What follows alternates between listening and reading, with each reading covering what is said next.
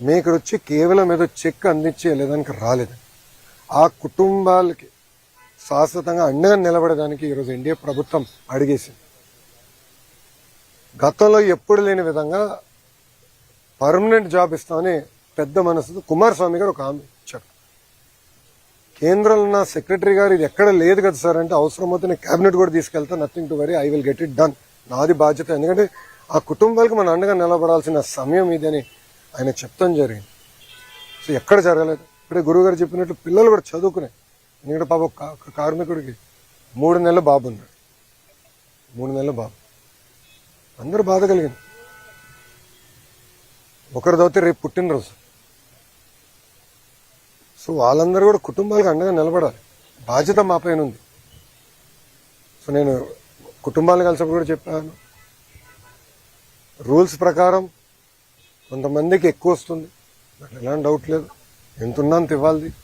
Already CMD గారు స్పష్టంగా చెప్పారు. నిన్న కుమారస్వామి గారు ఇచ్చిన ఆదేశాల మేరకు ఈరోజు డేట్ మారే లోపల 25 లక్షల రూపాయలు ఫస్ట్ విడత కింద 8 మంది వాళ్ళ అకౌంట్లో డబ్బులు వేస్తూ జరుగుతుంది. ఇంతేకాదు దాని తర్వాత రావాల్సిన ఎక్స్గ్రేషియా, పిఎఫ్ అకౌంట్ నుంచి రావాల్సిన డబ్బులు, స్టీల్ ప్లాంట్ ఇవ్వాల్సిందంతా కూడా మేము మొత్తం క్యాలిక్యులేట్ చేసి ఆ కుటుంబాల అకౌంట్లో వేసే బాధ్యత ప్రభుత్వం తీసుకుంటుంది. అక్కడితో మేము ఆగం. మేము అందరూ వచ్చేటప్పుడు కారులో కూడా మాట్లాడుకున్నాం. వర్మ గారు నేను కూడా డిస్కస్ చేసాం. అంత్యక్రియలు అయిన తర్వాత, పెద్దకరమైన తర్వాత మళ్ళీ అమరావతిలో ఒకసారి కూర్చుందాం కుటుంబాలతో. ఇంకెలా చేద్దాం, ఏం చేస్తే బాగుంటుంది. వాళ్ళు కేవలం సొంత కాళ్ళపై నిలబడతాం కాదు, ఆ పిల్లల్ని చూసుకోవాల్సిన బాధ్యత ఎన్డీఏ ప్రభుత్వం పైన ఉంది. గతంలో ఎట్లయితే విశాఖ ఉక్కుని కలిసికట్టుగా ఎన్డీఏ కాపాడిందో అదేవిధంగా కార్మికులకి మేము అండగా నిలబడతాం, ఆ కుటుంబాలకి మేము అండగా నిలబడతాం. ఇంతేకాదు నిన్న కుమారస్వామి గారు ఒక ఆదేశాలు కూడా జారీ చేశారు. 3 సీనియర్ మెంబర్స్తో కమిటీ వేసి, వాళ్ళు ఇప్పుడు సుమారుగా 4-5 వాళ్ళు వస్తున్నారు. కమిటీ మొత్తం రివ్యూ చేస్తారు, డేటా అంతా చూసుకుంటారు. ఆ టైంలో 2nd, 3rd, 4th ఎక్కడైతే యాక్సిడెంట్ జరిగిందో అక్కడ ఉన్న కార్మికులతో కలుస్తారు. వాళ్ళది కూడా ఏం జరిగింది ఏంటని తెలుసుకుంటారు.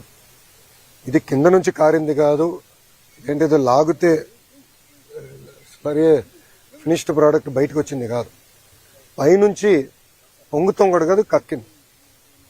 పొంగినది వేరే రకంగా అనుకోవచ్చు, కానీ కక్కింది. ఎందుకు జరిగింది, ఎక్కడ జరిగింది, ఎందుకు ఇక్కడ జరిగింది, దీని వెనకాల ఏంటి, మొత్తం మనం క్షుణ్ణంగా పరిశీలించాల్సిన బాధ్యత అటు స్టీల్ ఇండస్ట్రీ పైన ఉంది, రాష్ట్ర ప్రభుత్వం పైన ఉంది.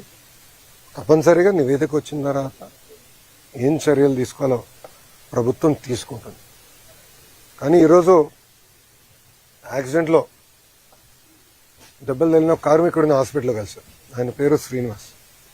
ఆయన కలుస్తుంటే ఆయన ఒక మాట అన్నాడు, ఆయన మాకు దెబ్బలు తగిలినాయి, మీరు వచ్చారు పెద్ద మనసుతో మాకు అండగా నిలబడతాను, కానీ విశాఖ ఉక్కుని మీరు కాపాడండి, మీరు ఉక్కుతో అండగా ఉండండి, ఈ ఫ్యాక్టరీతో అండగా ఉండండి, ఉక్కు ఫ్యాక్టరీతో అండగా ఉండండి.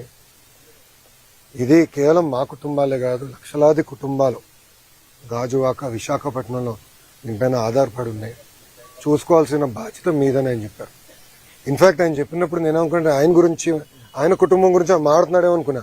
వర్మ గారు కరెక్ట్ చేశారు, లేదు బాబు విశాఖ ఉక్కు గురించి ఆయన మాట్లాడుతున్నాడు అని. అంటే ఎంత పెద్ద మనసుతో కార్మికులకి ఎంత ఎమోషనల్ అటాచ్మెంట్ ఉందో నిజంగానే నేను ఈరోజు తెలుసుకుంటాం జరిగింది.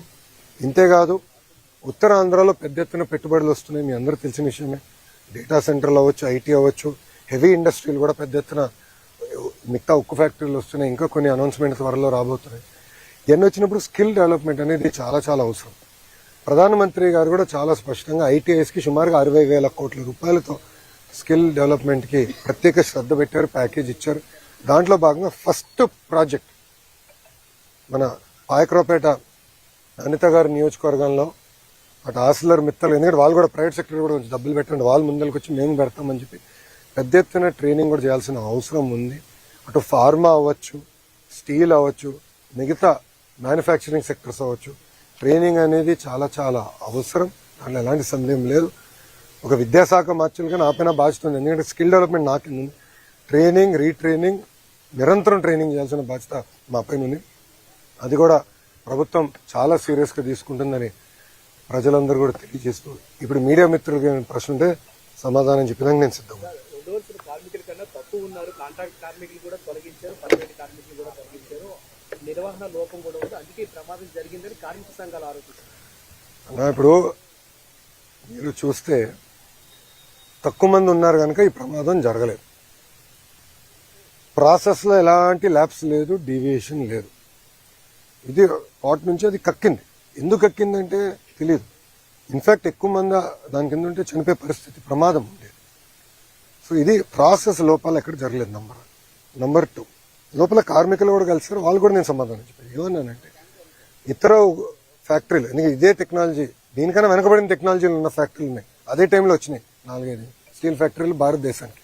రష్యన్ టెక్నాలజీతో ఏర్పడిన factory, one of the best technology. In fact మనం హైదరాబాద్లో కట్టిన ఇల్లు, ఉండవల్లో ఇప్పుడు అమరావతిలో మేము కట్టే 2 ఇల్లు కూడా విశాఖ స్టీల్ వాడే కడుతున్నాం. ఎందుకంటే క్వాలిటీ బాగుంటుంది, స్ట్రెంత్ బాగుంటుంది, టెక్నాలజీ మంచిదని అందరూ బలంగా నమ్ముతూ టెస్ట్ కూడా చూపిస్తుంది.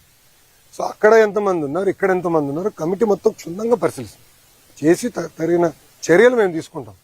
ఇది ఇంకోసారి జరగకూడదు అంటే అది ఎందుకు కక్కిందనే తెలుసుకోవాలి. మేము కింద ప్రాసెస్ లోపాలు జరిగితే మీరు అనేది కరెక్ట్, కానీ ఇక్కడ ప్రాసెస్ లోపం జరగదు.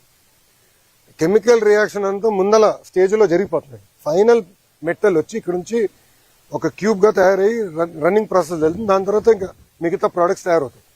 సో ఇక్కడ ఎలాంటి కంటామినేషన్ జరిగేదానికి, కెమికల్ ప్రాసెస్లో తప్పు జరిగేదానికి లేదు. కానీ ఎందుకు జరిగింది, ఎలా జరిగింది, ఏమైంది అనేది తెలుసుకోవాల్సిన అవసరం అందరికి. అక్కడ పనిచేసిన కార్మికులకు తెలియదు.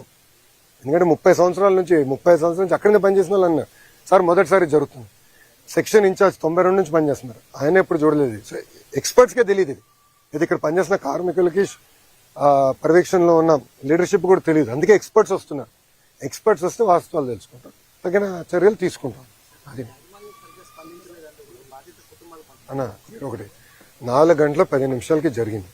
ఇక్కడ ఉన్న 8 అంబులెన్సెస్ కూడా ఇమ్మీడియట్గా వెళ్ళినాయి. వాళ్ళందరినీ ఇమ్మీడియట్గా తరలిస్తాం జరిగింది. ఇది ఆసుపత్రులకి ఇమ్మీడియట్గా తరలిస్తాం కూడా జరిగింది. ఇంతేకాకుండా కలెక్టర్ గారు వచ్చారు, సిపి గారు వచ్చారు, హోంమంత్రి గారు వచ్చారు, ఎంపీ గారు వచ్చారు, ఎమ్మెల్యే గారు వచ్చారు, అందరూ వచ్చారు. ఇప్పుడు కుమారస్వామి గారు నేను రాత్రి వచ్చారు సార్. జరిగిన 12 hours కూడా జరగల. 4 గంటల 10 నిమిషాలు జరిగితే ఆయన సుమారుగా 10 కల్ దిగారు. 6 గంటల్లో కుమారస్వామి గారు స్వయంగా వచ్చారు. నేను నిన్న సాయంత్రం వచ్చాను రష్యా నుంచి. ఈరోజు ఉప ముఖ్యమంత్రి గారు వచ్చారు. ఎందుకంటే ఇక్కడ ఒకటండి, ఎక్స్గ్రేషియా ఇచ్చేదానికో ప్రకటించడానికి కేవలం అదొకటే కాదు మా బాధ్యత. కుటుంబాలను ఆదుకోవాలి, కార్మికులతో అండగా నిలబడాలి, ఏం జరిగిందో మేము తెలుసుకోవాలి, రాబోయే రోజుల్లో ఎలా ప్లాంట్ని ముందలు తీసుకెళ్ళాలి, ఇలాంటిది మళ్ళీ జరగకుండా చూసుకునే బాధ్యత మా అందరిపైన ఉంటుంది. సో దానికే మేము అందరూ వచ్చింది. అది స్టీల్ ప్లాంట్ పరిరక్షించాలంటే క్యాపిటల్ మైన్ అనేది ఇంపార్టెంట్, దానికోసం కృషి చేయాలంటారు.